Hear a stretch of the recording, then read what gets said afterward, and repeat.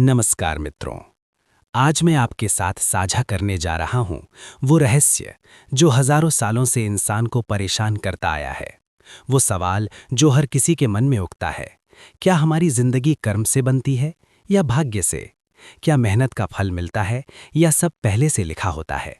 आज श्री कृष्ण के उन्हीं शब्दों को समझेंगे जो अर्जुन को युद्ध के मैदान में दिए गए थे और जो आज भी उतने ही प्रासंगिक हैं।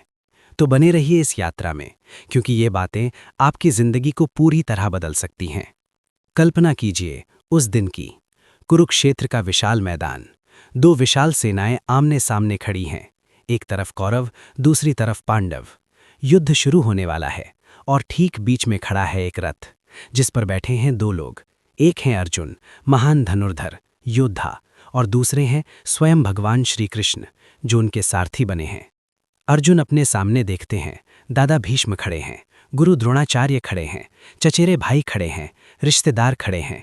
वो सब लोग जिन्हें अर्जुन ने बचपन से प्यार किया, सम्मान दिया, और अब इन्हीं लोगों से युद्ध करना है, इन्हीं को मारना है। अर्जुन का हाथ कांपने लगता है, गांडीव धनुष उनके हाथ से फिसलने लगता है, उनका गला सूख जाता है। वो श्री कृष्ण से कहते हैं, हे केशव, मैं ये युद्ध नहीं कर सकता, ये पाप है।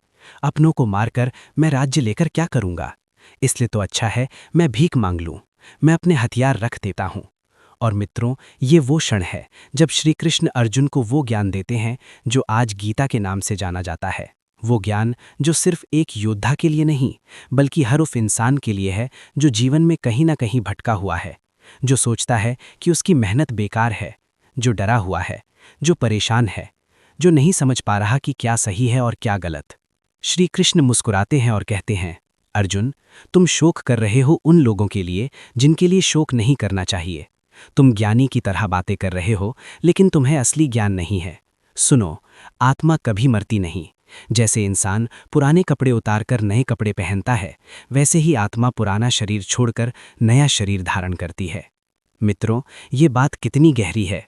हम सब डरते हैं मौत से, डरते हैं नुकसान से, डरते हैं खोने से, लेकिन श्री कृष्ण कहते हैं कि जो सच है वो कभी खत्म नहीं होता, और जो झूठ है वो कभी रहता नहीं। आत्मा अमर है, शरीर नश्वर है। फिर श्री कृष्ण अर्जुन को समझाते हैं सबसे महत्वपूर्ण बात, कर्म का रहस्य। वो कहते हैं, अर्जुन, तुम्हारा अधिकार सिर्फ कर्म पर है, फल पर कभी नहीं। कर्म फल की इच्छा तुम्हारे कर्म का कारण मत बनने दो, और ना ही तुम कर्म ना करने में आसक्त हो जाओ। सुनिए ध्यान से, तुम्हारा अधिकार सिर्फ कर्म पर है, फल पर नहीं। मतलब क्या? मतलब ये कि तुम अपना काम करो, पूरी ईमानदारी से करो, पूरी मेहनत से करो, लेकिन परिणाम की चिंता मत करो, क्योंकि परिणाम तो तुम्हारे हाथ में नहीं है। परिणाम तो परमात्मा के हाथ में है। और मित्रों, यही तो आज की सबसे बड़ी समस्या है। हम काम करते हैं, लेकिन हमारा पूरा ध्यान फल पर होता है। परीक्षा दे रहे हैं तो सोचते हैं कितने नंबर आएंगे, नौकरी कर रहे हैं तो सोचते हैं कब प्रमोशन मिलेगा, व्यापार कर रहे हैं तो सोचते हैं कितना मुनाफा होगा, और इसी चिंता में हमारा असली काम खराब हो जाता है। श्री कृष्ण कहते हैं, जब तुम फल की चिंता छोड़ दोगे तब तुम्हारा काम सबसे अच्छा होगा, क्योंकि तुम्हारा पूरा ध्यान काम पर होगा, परिणाम पर नहीं। और जब काम अच्छा होगा तो अच्छा परिणाम अपने आप आएगा। ये है कर्मयोग, निष्काम कर्म, बिना इच्छा के कर्म। लेकिन ध्यान रहे, बिना इच्छा का मतलब ये नहीं कि आलस करो। बिना इच्छा का मतलब है कि परिणाम की चिंता मत करो, काम तो पूरी लगन से करो। श्री कृष्ण आगे समझाते हैं, योगस्थ कुरु कर्माणि, मतलब योग में स्थित होकर कर्म करो, संभाव में रहकर काम करो। सफलता मिले या असफलता, सम्मान मिले या अपमान, लाभ हो या हानि, सब में एक जैसे रहो। ये समत्व ही योग है। कितनी गहरी बात है मित्रों। आज हम खुश होते हैं जब सफलता मिलती है और दुखी होते हैं जब असफलता। लेकिन श्री कृष्ण कहते हैं कि जो सुख दुख में, जीत हार में, लाभ हानि में समान भाव रखता है, वही सच्चा योगी है। क्योंकि जो आज सफलता है कल असफलता बन सकती है, और जो आज असफलता है कल सफलता का आधार बन सकती है। फिर अर्जुन पूछते हैं, हे कृष्ण, अगर ज्ञान कर्म से श्रेष्ठ है तो फिर मुझे युद्ध जैसे भयंकर कर्म में क्यों लगाते हो? मुझे सीधे बताओ क्या करूं? और श्री कृष्ण समझाते हैं, अर्जुन, इस संसार में दो तरह के लोग होते हैं। कुछ लोग ज्ञान योग से मोक्ष पाते हैं, कुछ लोग कर्म योग से। लेकिन कर्म किए बिना कोई भी मुक्ति नहीं पा सकता। एक क्षण के लिए भी कोई बिना कर्म के नहीं रह सकता, क्योंकि प्रकृति सबको कर्म करने के लिए मजबूर करती है। मतलब साफ है मित्रों, ज्ञान जरूरी है, लेकिन सिर्फ ज्ञान से काम नहीं चलता, कर्म भी जरूरी है। बैठे रहकर सिर्फ सोचने से कुछ नहीं होगा, उठना होगा, करना होगा। लेकिन करना कैसे? बिना आसक्ति के, बिना अहंकार के, बिना फल की इच्छा के। श्री कृष्ण कहते हैं, देखो, मुझे इस संसार में कुछ भी पाना नहीं है, कोई कर्तव्य नहीं है, फिर भी मैं कर्म करता हूँ, क्योंकि अगर मैं कर्म नहीं करूँगा तो लोग भी कर्म नहीं करेंगे और पूरा समाज नष्ट हो जाएगा। इसलिए जो श्रेष्ठ है, जो नेता है, जो मार्गदर्शक है, उसे आदर्श बनकर कर्म करना चाहिए। और मित्रों, यहाँ श्री कृष्ण एक और बहुत बड़ा रहस्य बताते हैं। वो कहते हैं, मैं ही सबको कर्म करवाता हूँ, लेकिन जो मूर्ख है वो अहंकार में आकर सोचता है कि मैं करता हूँ। असली में तो सब कुछ प्रकृति के गुणों से हो रहा है, लेकिन अज्ञानी व्यक्ति अपने को कर्ता मान बैठता है। सोचिए, जब हम सफल होते हैं तो कहते हैं मैंने किया, मेरी मेहनत का फल है, मेरी बुद्धि का कमाल है। लेकिन जब असफल होते हैं तो कहते हैं भगवान ने धोखा दे दिया, किस्मत खराब थी, समय खराब था। ये दोहरापन है। श्री कृष्ण कहते हैं, तू निमित्त मात्र बन जा अर्जुन, तू सिर्फ एक माध्यम है, असली कर्ता तो मैं हूं, तू मेरे हाथ का औजार बन। अहंकार छोड़ दे, कर्तापन छोड़ दे, बस काम कर और मुझ पर छोड़ दे। और जब अर्जुन फिर भी संशय में रहते हैं, तब श्री कृष्ण उन्हें अपना विराट रूप दिखाते हैं, वो रूप जिसमें पूरा ब्रह्मांड समाया हुआ है। अर्जुन देखते हैं कि सारे कौरव तो पहले से ही श्री कृष्ण के मुख में समा चुके हैं, वो पहले से ही मारे जा चुके हैं, अर्जुन तो बस निमित्त हैं। यहाँ श्री कृष्ण बताते हैं कि जो होना है वो होकर रहेगा, भाग्य पहले से लिखा है, लेकिन तुम्हें अपना कर्म तो करना ही होगा। तुम बिना कर्म के भाग्य का फल नहीं पा सकते। मतलब समझिए मित्रों, कर्म और भाग्य दोनों साथ चलते हैं। सिर्फ कर्म से काम नहीं चलता, सिर्फ भाग्य से भी नहीं, दोनों का संतुलन चाहिए।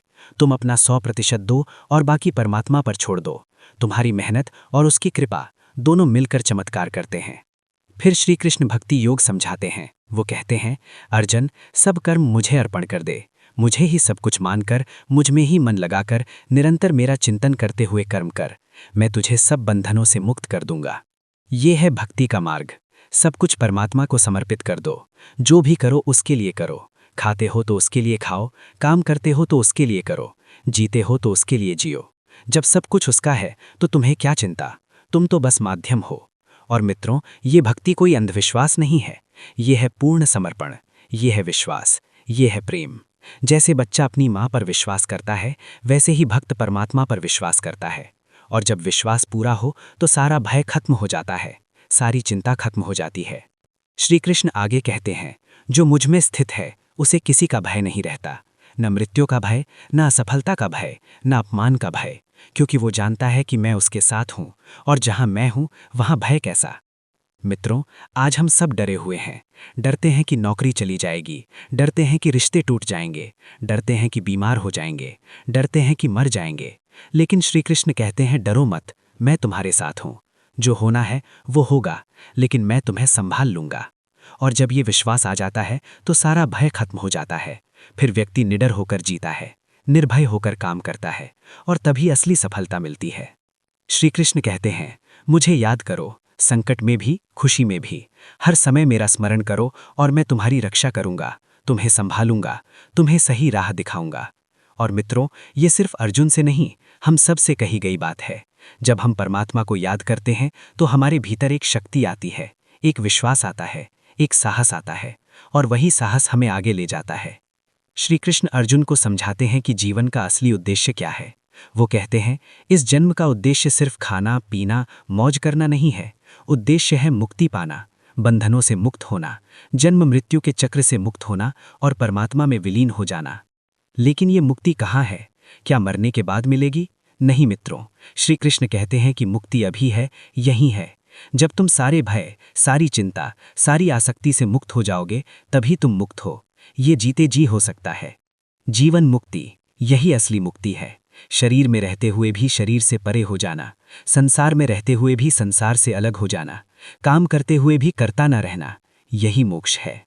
और फिर श्री कृष्ण गीता का सार बताते हैं। वो कहते हैं, सर्वधर्मान परित्यज्य माम एकम शरणम व्रज।